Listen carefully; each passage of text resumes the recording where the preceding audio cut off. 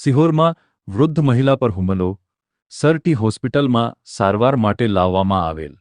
ભાવનગર જિલ્લાના સિહોર શહેરના મોટા ચોક વિસ્તારમાં રૂખડાવાળી શેરીમાં રહેતા હીરાબેન રામજીભાઈ પલાણિયા નામની વૃદ્ધ મહિલા પર હુમલો થવાની ઘટના સામે આવી છે. નશાની હાલતમાં આવેલા ભૂપતભાઈ હરિયાણી દ્વારા મહિલા પર હુમલો કર્યો હોવાનું કહેવાઈ રહ્યું હતું. ઈજાગ્રસ્ત મહિલાને સારવાર માટે ભાવનગર સર ટી હોસ્પિટલ ખસેડવામાં આવ્યા છે.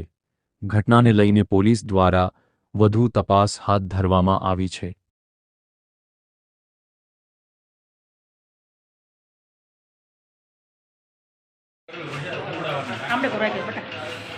काम करो कोई बात शाम भी आओ